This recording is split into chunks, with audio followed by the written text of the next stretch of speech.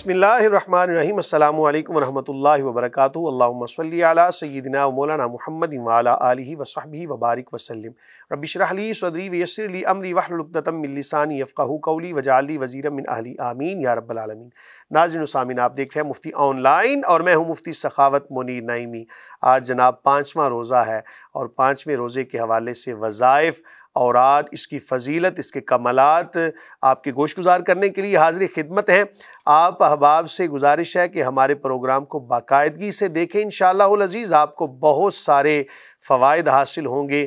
رمضان المبارک کا بابرکت مہینہ ہے، اس کی برکتوں کو ضائع مت کریں، اس کی برکتیں سمیٹیں، اس کے اندر نیکیاں کر لیں، اپنے رب کو راضی کر لیں۔ اور راضی کرنے کے کچھ ٹپس ہوتے ہیں نا، ظاہر ہے کہ یہ ہم اپنی طرف سے تو باتیں نہیں بیان کرتے، قرآن و سنت کی روشنی سے جو وظائف ہمیں حاصل ہوتے ہیں وہی آپ کے گوش گزار کرتے ہیں۔ بعد از نماز فجر جناب الاسماء الحسنہ، اللہ تعالیٰ کے جو 99 صفاتی نام ہیں، حدیث میں آتا ہے جس کا مفہوم ہے کہ اللہ تعالیٰ کے ایک کم 100 نام ہیں، صفاتی نام، جو ان پر مواظبت کرتا ہے، ان کو یاد رکھتا ہے، ان کو پڑھتا رہتا ہے، جنت میں داخل ہوگا۔ تو آپ اسماء الحسنہ کا ورد یہ جناب فجر کی نماز کے بعد 3 مرتبہ، 5ویں روزے کا بتا رہا ہوں، آج کا روزہ ہے، سحری کر لی ہوگی آپ احباب نے، یا کچھ احباب کر رہے ہوں گے، یا کچھ تیاری میں ہوں گے، یا کچھ افطاری کے حوالے سے سامان جمع کرنے کے اندر مصروف ہوں گے۔ بہرحال اسماء الحسنہ، اس کی برکت بھی ہم نے آپ کو بتا دی، تفصیل سماعت کیجئے۔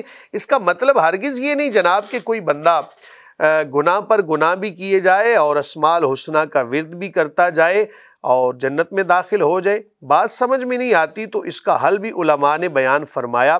اسماء الحسنہ جو بندہ پڑھتا رہتا ہے، اللہ رب العالمین اس کے ایمان کی حفاظت فرماتا ہے۔ اور آپ نے وہ حدیث بھی پڑھی ہوگی کہ انما الاعمال بالخواتیم، اعمال کا دار و مدار خاتمے پر ہے۔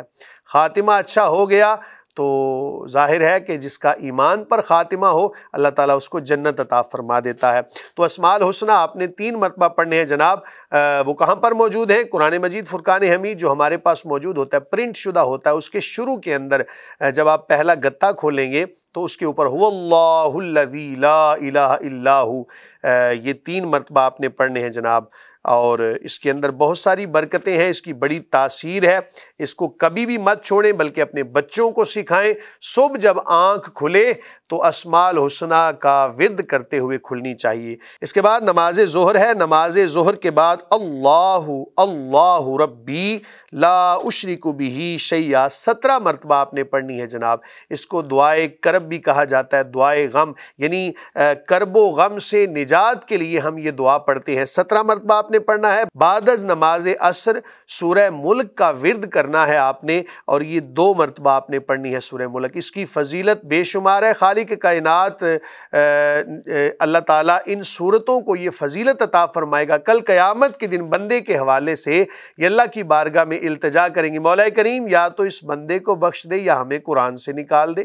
اب ظاہر ہے کہ اللہ تعالیٰ اپنے کلام کی بات تو مانے گا، اس کا مطلب ہرگز یہ نہیں کہ اللہ تعالیٰ پر کوئی واجب ہے۔ اللہ تعالیٰ اپنی کسی مبارک صورت کو یہ شان عطا فرما دے کہ وہ اللہ کی بارگاہ میں بندے کے حق میں شفاعت کرے، اللہ تعالیٰ قبول فرمائے گا۔ ایک حدیث میں آتا ہے جس کا مفہوم ہے کہ جو بندہ ہر رات 30 آیتوں والی سورت کی تلاوت کرتا ہے عذاب قبر سے محفوظ رہتا ہے۔ اور 30 آیتوں والی سورت یا تو سورہ ملک ہے یا سورہ سجدہ ہے، اس کی تلاوت کو یقینی بنائیں۔ سورہ ملک بھی پارہ نمبر 29 کے شروع میں ہے، اس کا ورد رکھیں۔ اور آخر میں یہ مسئلہ بھی یاد رکھیں کہ جب بھی آپ سورہ ملک کی تلاوت کریں نا تو آخر میں اللہ رب العالمین پڑھنا یہ مستحب ہے، کیونکہ آخر میں آتا ہے قُلْ أَرَأَيْتُمْ إِنْ أَصْبَحَ مَاؤُكُمْ غَوْرًا فَمَنْ يَأْتِيكُمْ بِمَاءٍ مَّعِينٍ، کہہ دو کہ بھلا دیکھو تو اگر تمہارا پانی جو تم پیتے ہو برتتے ہو خشک ہو جائے تو خدا کے سوا کون ہے جو تمہارے لیے شیریں پانی کا چشمہ نکالے۔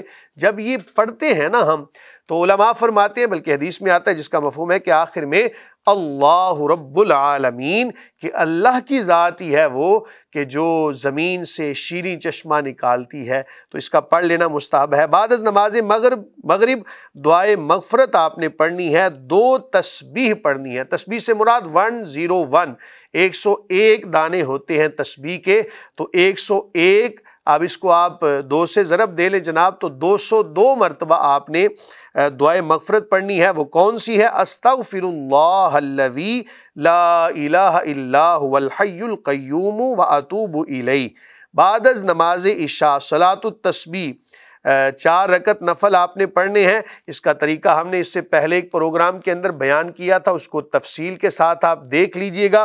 اور یاد رکھیں کہ جتنے بھی اوراد و وظائف ہم آپ کو بتاتے ہیں، ان کی بہت ساری برکات آپ کو ملیں گی دنیا کے اندر، آخرت کے اندر۔ یقینی طور پر دنیا کے اندر بھی جب دل سکون میں آ جاتا ہے، اللہ تعالیٰ کا نام جس دل کے اوپر لیا جائے، جس زبان سے لیا جائے، زبانیں معطر ہو جاتی ہیں، زبانیں پاک ہو جاتی ہیں دلوں کے اوپر، روح کے اوپر۔ اور یاد رکھیں جناب کہ جس طرح ہمارا جسم بیمار ہوتا ہے نا، تو جسم جب بیمار ہو تو اس کی غذا زمین سے نکلتی ہے۔ اس کی مثال یوں سمجھیں کہ جسم کن چیزوں کا مرکب ہے؟ آگ، پانی، مٹی اور ہوا، 4 چیزوں کا مرکب ہے۔ بلکہ اگر آپ فلاسفہ کے حوالے سے بحث کو پڑھیں تو پوری کائنات جو زمین ہے یہ کن چیزوں سے مل کر بنی ہے؟ آگ، پانی، مٹی اور ہوا، اور اسی طرح ہمارا جسم بھی اس سے تخلیق شدہ ہے۔ اور جب جسم بیمار ہوتا ہے تو پھر اس کی دوا اسی زمین سے نکلتی ہے، آگ، پانی، مٹی اور ہوا سے۔ اور روح کیا ہے؟ روح کا تعلق اللہ تعالیٰ کی ذات سے ہے۔ روح کے بارے میں جب سوال کیا، یسألونک عن الروح قل الروح من امر ربی، کہ لوگ آپ سے روح کے بارے میں سوال کرتے ہیں، آپ فرما دیجئے روح تو میرے رب کا امر ہے۔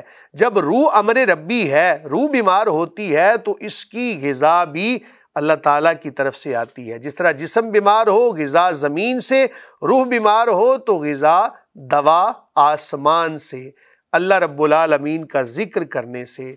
جب روح پریشان ہو، بیمار ہو، لاچار ہو، کوئی بھی تکلیف ہو، عبادت کے اندر دل نہ لگ رہا ہو، اللہ تعالیٰ کے نام کا ذکر کریں، کیونکہ اس کا تعلق اللہ سے ہے نا۔ الا بذکر اللہ تطمئن القلوب، کہ خبردار بے شک اللہ کے ذکر سے دلوں کو اطمینان ملتا ہے، دل سکون پاتے ہیں۔ تو ان اوراد و وظائف کو اگر آپ کریں گے، یقینی طور پر روح کو تسکین ملے گی۔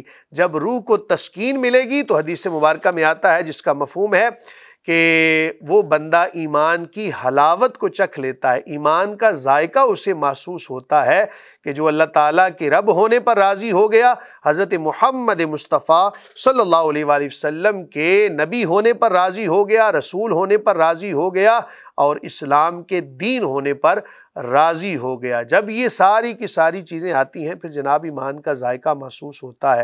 اور ایمان کا جس طرح چیزوں کا ذائقہ ہوتا ہے نا، ایک بندے کے اندر سے اگر جناب حس کی قوت کہہ لیں وہ سلب کر لی جائے، اس کو مٹھاس محسوس نہیں ہوتی۔ اور جب روح کے اوپر، دلوں کے اوپر گناہوں کا زنگ ہوتا ہے تو پھر عبادت کی لذت محسوس نہیں ہوتی۔ اپنے ان گناہوں کو اپنے سے دور کیجئے، ذکر و اذکار کے اندر وقت گزاریے۔ اللہ رب العالمین کی بارگاہ میں دعا ہے کہ خالق کائنات ہمیں رمضان المبارک کی برکتیں سمیٹنے کی توفیق عطا فرمائے، اور خاص طور پر اپنی رضا عطا فرمائے۔ انشاءاللہ العزیز اگلے پروگرام کے اندر مزید وظائف لے کر آپ کی خدمت میں حاضر ہوں گے۔ تب تک کے لیے اجازت دیجیے، اللہ حافظ۔